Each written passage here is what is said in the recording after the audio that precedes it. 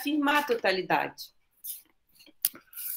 De certa forma, a filosofia é a única forma de saber que parte da totalidade e se realiza como uma reflexão sobre o que é, como acontece a totalidade. Quando você fala o que é a totalidade, você está dizendo que a totalidade é uma coisa. E aí você retira da possibilidade de ser outro modo de acontecimento. Então, por exemplo, que eu falo, o que é a Fabiola? É estranho, né? Quando eu falo o que é o Cadu, o que é a Ellen, ou o que é o Ronald. É errado você falar o que é uma pessoa. Você fala quem é a pessoa. Porque quando você fala o que é uma pessoa, você está chamando uma pessoa de coisa. E a pessoa não é uma coisa, a pessoa é um ser humano, né? E aí você pode perguntar quem é a pessoa, é o certo. O mesmo raciocínio a gente pode direcionar para o pensamento da totalidade. Então é errado você perguntar o que é a totalidade. Por quê? Porque a totalidade não é uma coisa, né? É antes um questionamento mesmo. O questionamento sobre como a realidade acontece já faz a requisição disso que é. Boa tarde, Elcio. Boa tarde, Luan. Boa tarde, professora. A filosofia, então, ela tem essa singularidade de partir de um questionamento do todo, né? Então, a filosofia pergunta como o todo acontece. Porque se a gente pergunta o que é o todo, você torna o todo uma coisa e o que é assim, a totalidade, o que ela não é uma coisa. Nós, de alguma forma, estamos imersos na totalidade. Né? Se a gente for compreender Tales, o primeiro pensador, ao pé da letra, como ele afirmou, tudo é água, talvez nós devêssemos nos assemelhar aos peixes, né? Porque se tudo é água e a gente está na totalidade, a gente está como se fossem peixes, né? Essa crítica que vai levar outro filósofo, pensador, né? Porque não existia a palavra filosofia nessa época, a gente está aí cerca de século VII, século VI antes de Cristo, e a palavra filosofia vai ser usada com Sócrates, isso no século IV, 400 antes de Cristo. Então a gente tem a diferença de cerca de 200, 300 anos entre os primeiros pensadores e Sócrates, que é então os pré-socráticos são os pensadores que fazem uma afirmação sobre a totalidade, né, sobre o cosmo, como tudo é água, do Tales. O Anaximenes vai falar que tudo é ar, né? E aí, com essa tônica de que o elemento que eles estipulam como sendo a totalidade não é tão importante quanto essa afirmação da totalidade. Né? Por exemplo, tem um pensador que é o Demócrito, que vai afirmar que, na verdade, é uma pretensão estapafúrdia, equivocada, você afirmar a totalidade. Porque antes a gente só teria acesso aos átomos, às micropartículas. Afirma o Demócrito, que, na verdade, a realidade é composta por átomos. A palavra átomo foi criada na época a Grécia Antiga, né? Aí, então, século V, mais ou menos, antes de Cristo. E o Demócrito, ele vai falar que tudo é composto por átomos. A significa negação, a palavra átomo é composta por A, que significa negação, tomo quer dizer parte, átomo quer dizer indivisível. Então, para o Demócrito, diferente de para Tales de Mileto, diferente de para Anaximenes, que Tales compreendeu que tudo é água, Anaximenes compreendeu que tudo é ar. Para Demócrito, os átomos são os elementos que compõem a realidade. Então, Demócrito é uma exceção, no caso, ele não faz uma afirmação sobre a totalidade, mas sobre aquilo até onde é possível compreender, de forma tudo é átomo. De certa forma, ele faz, né, uma afirmação sobre a totalidade, só que a totalidade não é compreendida como um conjunto, como no caso, tudo é água. Mas tudo é composto por partículas indivisíveis, no caso de Demócrito. O que é interessante, né, como introdução à filosofia, é a gente compreender o seguinte: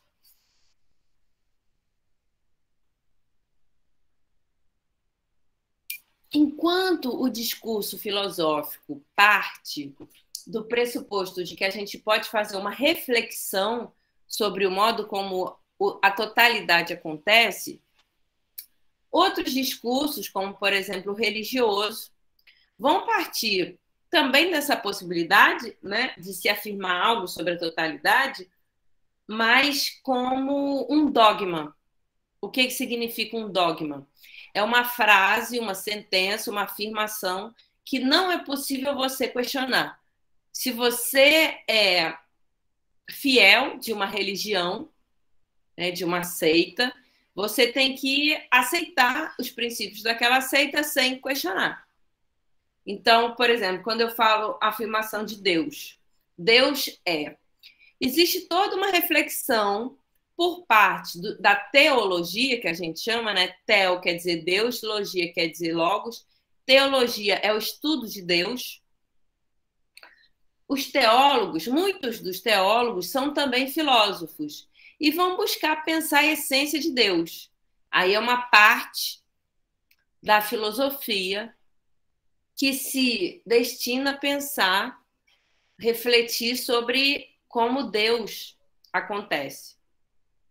E você pode até fazer essa afirmação, né? Tudo é Deus. É uma afirmação filosófica. Eu estou falando sobre a totalidade e estou afirmando a totalidade como divina. Na sequência desse pensamento sobre a totalidade ser divina, vem o pensamento sobre o diabo, né? Poxa, mas se tudo é Deus, por que há o diabo? Ou, em outras palavras, se tudo é Deus, Deus, a palavra latina, quer dizer, eu quer dizer bom. Deus, a palavra quer dizer o bom. Então, Deus é o bom. Isso segundo a doutrina cristã, né? Deus é a bondade. E aí, quando você tem essa afirmação de Deus como a bondade, faz sentido você perguntar, mas então o que é a maldade? Se Deus é a totalidade e Deus é bom, onde acontece a maldade? Isso é uma reflexão também filosófica, né? Sobretudo, um filósofo chamado Santo Agostinho vai se ater a esse problema sobre se Deus é a totalidade, como surge a maldade? E a afirmação de Santo Agostinho vai ser a seguinte, que a maldade é a ausência de Deus. E ele faz uma afirmação, para muitos, contraditória, né, que é a afirmação de que é pela ausência de Deus que você pode descobrir a maldade. Mas quando você está em meio a Deus, você está afinado com a essência divina, não tem como você descobrir a maldade. Você tem como supor, né, que, olha, se eu existo, existe algo que não sou eu. E esse algo que não sou eu pode ser uma maldade. Então, é muito mais pela exceção, né, que o Santo Agostinho vai tentar compreender aí essa diferença entre bondade e maldade, entre Deus e o diabo. É preciso a gente compreender também que o Santo Agostinho, em especial, ele está imerso, ele vai estudar muito uma doutrina chamada doutrina dos maniqueus. O maniqueísmo afirma que existe a maldade, existe a bondade, e eles se opõem, né? Então, quando você fala, este é um filósofo maniqueísta, você está dizendo que ele compreende que existe a maldade em si, a bondade em si, estão opostos e não se confundem. Santo Agostinho vai criticar o maniqueísmo, ele não vai aceitar esse princípio, ele vai falar que tudo é Deus. E aí surge o problema, então, aí a gente retoma o argumento e retoma a explicação que o Santo Agostinho vai fornecer, que, bom, tudo é Deus, a maldade é a ausência de Deus. Quando que você vai encontrar a ausência de Deus? Se você está afinado com Deus, nunca, né? Você vai ficar só na bondade.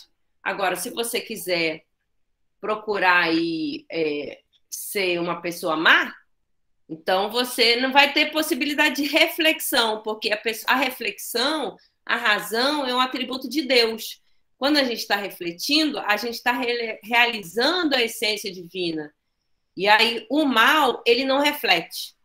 Então se torna realmente difícil a gente chegar até a maldade. Por sorte, né? Pelo menos seguindo o Santo Agostinho. Sempre que a gente estiver refletindo, a gente está com Deus e a gente está na bondade.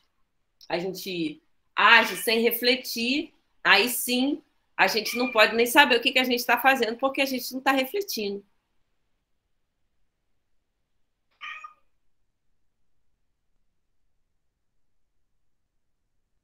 A ideia é essa, né? Então, assim, a gente tem o discurso filosófico, que é esse, que faz uma afirmação e tem que justificar a afirmação. Toda e qualquer afirmação que é feita na filosofia tem que ter uma justificativa. Então, assim, Tales de Mileto afirma tudo é água. Pode parecer que não tem justificativa. Ele chega e afirma tudo é água. Ah, professor, então amanhã eu vou afirmar que tudo é terra e por isso eu vou poder ser considerado um pensador, uma pensadora. Não é bem assim. Por quê? Porque o lugar histórico onde Tales de Mileto surgiu é justamente na medida em que ele tornou possível o surgimento da filosofia. Depois desse pontapé inicial, a filosofia vai se realizar de formas diferentes. Então, a filosofia vai ser a filosofia que pensa sobre a existência de Deus na época medieval, vai ser a filosofia que pensa sobre os princípios da ciência na filosofia moderna, e mais contemporaneamente, inclusive, vai ser a filosofia, atributo da filosofia, pensar como se realiza a sexualidade do ser humano. Porque nós somos alguns falsos. Desculpa, deixa eu abrir a porta aqui que a minha gata quer sair.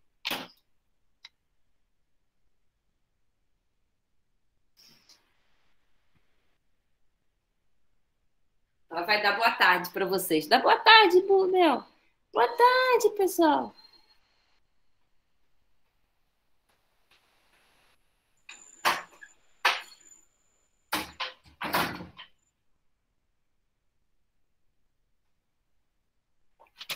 Fofa, né? Ela parece gente. Bom, então, assim, o atributo. Onde é que a gente estava? Hoje em dia é questão da filosofia como que nós, seres humanos, nos tornamos homem e mulher, ou homossexuais, né? Ou travesti, ou sem sexo. Existem pessoas que se designam sem sexualidade, neutros, né? Segundo uma filósofa chamada Judith Butler, são 26 tipos diferentes de sexualidade no ser humano. Tem homem, mulher, hétero, tem homem e mulher bi, tem homo. Tem lá 26, se vocês quiserem a gente olha.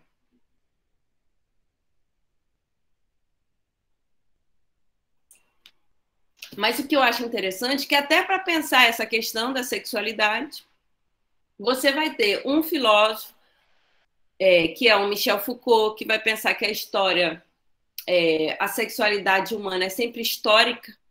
Então, se a gente tivesse nascido na época medieval, a gente poderia ter uma sexualidade mais livre até do que a sexualidade que é concebida hoje.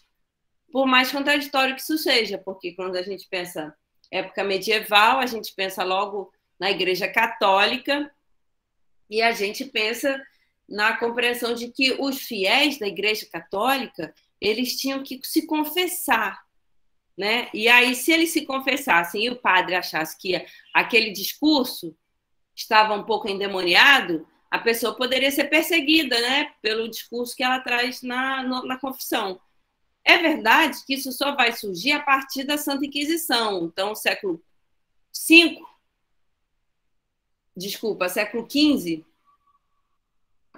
que é quando a Santa Inquisição, ou seja, esse processo terrível da Igreja Católica de perseguição dos hereges, ou seja, daqueles que não acreditam na Igreja Católica, vai causar a morte de milhares de pessoas.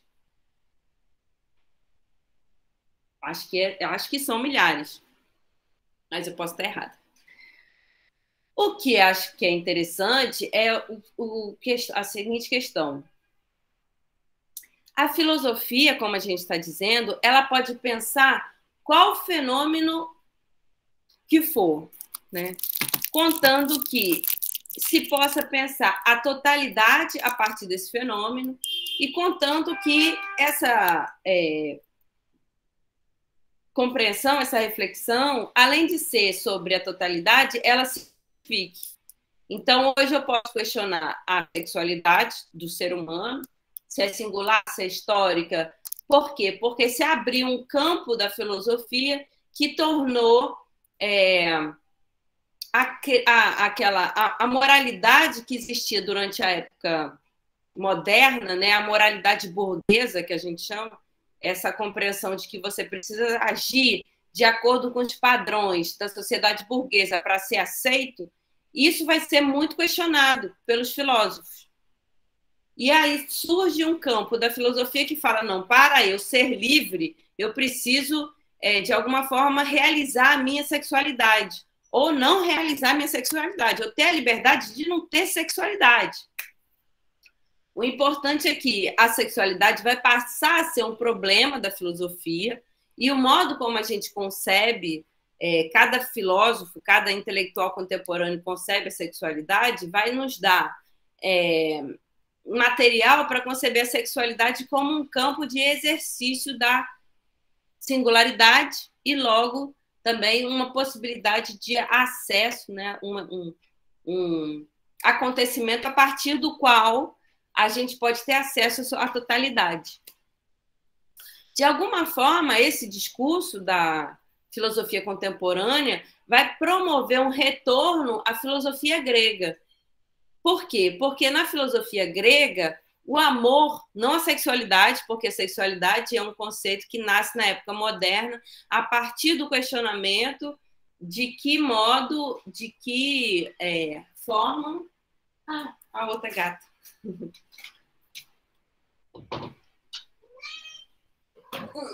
Vem cá. Essa é a outra gata. Vai dar boa tarde para todo mundo. Ficou presa lá fora. Tá. Contribuindo com a nossa aula. O Cadu tem um cachorro aí, bonitão. Essa é a Bu. Ah, Bu, fala lá, pessoal. Boa tarde. Bom, então, em função da crítica que alguns filósofos vão fazer, tem alergia à gata? A gata, Ellen? Só a gata ou cachorro também? Ah, eu adoro gato. São muito... Eles cuidam da gente mais do que a gente cuida deles.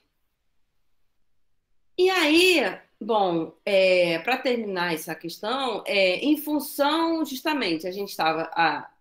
Alguns filósofos vão criticar, sobretudo, a história burguesa e a história da Igreja Católica como instituições, né, que cercearam o pleno exercício da sexualidade humana. E quando a gente faz essa crítica, a gente está tomando como possível a compreensão de que a sexualidade seja um aspecto necessário para nós nos realizarmos enquanto seres abertos para a totalidade. E essa compreensão ela já se dava na filosofia grega. Né? Para os gregos, o amor, que em grego é eros, né? O amor, ele é necessário para o fazer da filosofia. Né? Para você fazer filosofia, você precisa estar envolvido por um deus chamado Eros. Pode não ser um deus também, pode ser só uma entidade sagrada, mas pode não ser um deus, a gente não sabe, né? E Então, assim, no caso dos gregos, o amor era fundamental também para o exercício da filosofia. Então, agora, nessa época, né, em que a gente está, talvez se torne possível um retorno à Grécia, no sentido de que os gregos concebiam que, para que o ser humano se realize plenamente, ele precisa amar. Ele precisa amar o saber, sobretudo, mas amar também o irmão, a irmã, a família, os amigos, as amigas, e amar o saber, mais especificamente, porque, justamente, filosofia, a palavra filosofia quer dizer o quê? Filo quer dizer amor, sofia quer dizer saber. A Bu tá querendo dar aula. Quer dar aula, Bu? Sofia quer dizer saber. Então, filosofia, amor ao saber.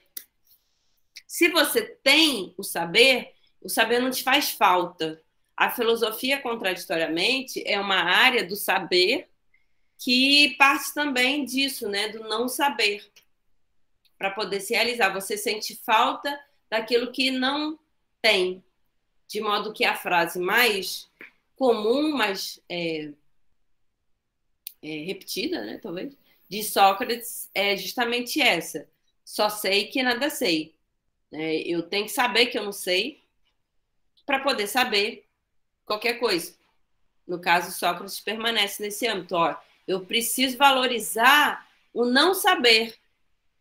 É mais importante o não saber até do que o saber, porque é apenas o não saber que vai gerar a necessidade de eu adquirir o saber.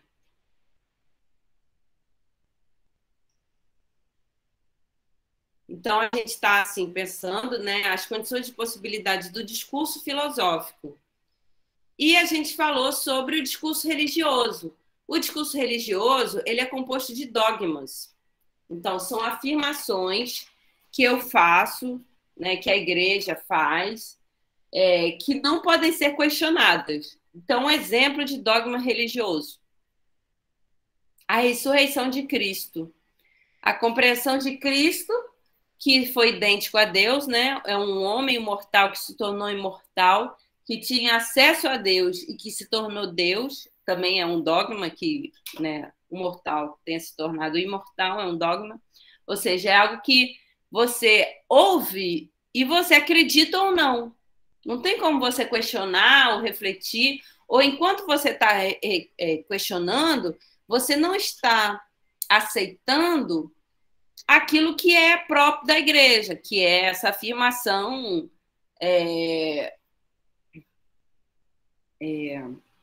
dogmática. Né? Você tem que comprar o dogma. Inclusive, assim, a ressurreição de Cristo, né? Ou seja, a afirmação de que Cristo morreu ou foi assassinado, né? Ele foi colocado na cruz e morreu lá na cruz. E depois o corpo dele desapareceu e ele surgiu só como espírito. É a ressurreição de Cristo. É um dogma, né? Você pode entender. Se você acredita nesse dogma, você acredita no milagre de Cristo. E aí não faz sentido você ficar, não, eu acho que, na verdade, ele foi um, sei lá, né? Como que a gente pode dizer isso? Um vídeo projetor que projetou a imagem de Cristo e fez com que todos acreditassem.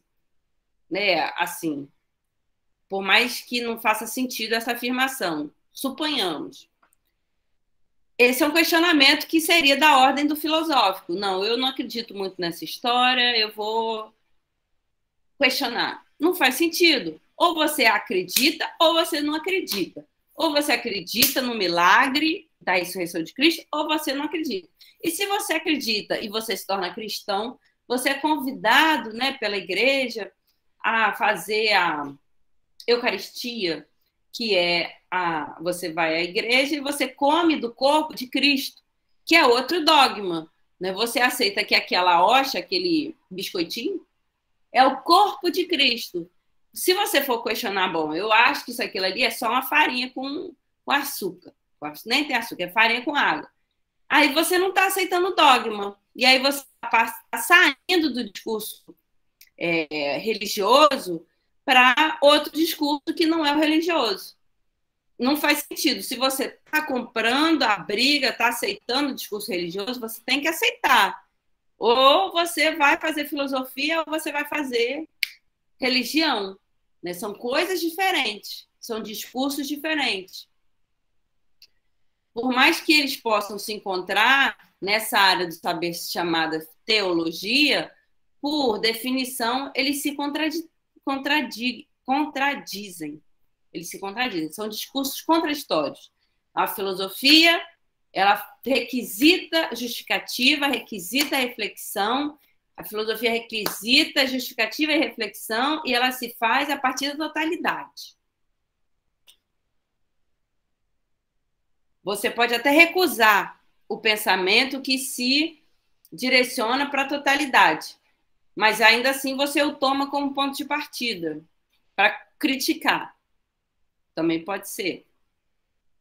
Já o discurso religioso, ele afirma milagres e fala que se você aceitar que aquela realidade miraculosa faz sentido, é verdadeira, o milagre pode se dar com você. Mas se passa que é crença. Se você parte da possibilidade, não, eu não vou questionar isso aí. Aí já não é mais religioso, né? Não vai ser parte da crença. Eu gosto muito de um escritor chamado Guimarães Rosa. E o Guimarães Rosa, ele tem uma personagem, que é o Riobaldo, numa obra chamada Grande Sertão Veredas, que o Riobaldo fala assim, olha, eu aceito, eu adoro todo tipo de religião. Eu gosto de todo o discurso religioso. Ele fala que ele gosta de ir em terreiro, ele gosta de ir em missa, ele gosta de ir em festa, ele adora qualquer ritualzinho assim, ele já vai e adora. Eu acho interessante porque na história da filosofia existiram muitos filósofos que criticaram a religião, sobretudo Marx, Karl Marx, né, o inventor do comunismo, que vai se opor ao capitalismo. Ele concebe que a religião é o ópio do povo, que é a frase do Marx. Ou seja, que a religião nos torna letárgicos, ou seja, meio dopados, que a gente, no meio da religião, a gente não consegue refletir. Não deixa de ser verdade, né? Quando a gente está realizando um ritual, uma missa, a gente não pode ficar lá questionando, porque senão você não se deixa tomar por aquela bênção, né? As bênçãos de Deus, as bênçãos dos santos, né? São formas de existir diferentes. Talvez o Guimarães Rosa ele estivesse tão convicto de que o ser humano é um ser doente, né? A gente adoece na sociedade, né? E as religiões elas não nos oferecem possibilidade de cura, que ele faz com que a sua personagem principal do seu livro mais famoso faça essa defesa das religiões. O ser humano ele precisa de religião, senão ele piora, ele fica cada vez mais doente. Agora eu vou trazer uma frase do Riobaldo, dessa personagem do Grande Sertão, para vocês me ajudarem a pensar. A frase que está presente no Grande Sertão Veredas é a seguinte. Bom, o sertão, o que é? O sertão, o Guimarães vai falar, o sertão é todo lugar. O sertão é geograficamente, né, é um lugar muito árido no norte no norte de Minas Gerais, interior da Bahia. Tem uma vegetação própria, o sertão. Mas também pode ser pensado o sertão como metáfora. E aí o Guimarães, o Riobaldo fala assim, olha, se Deus vier para o sertão, se Deus vier, que venha armado. Se Deus vier, que venha armado. Quem me ajuda a pensar o que quer dizer? Se Deus vier, que venha armado.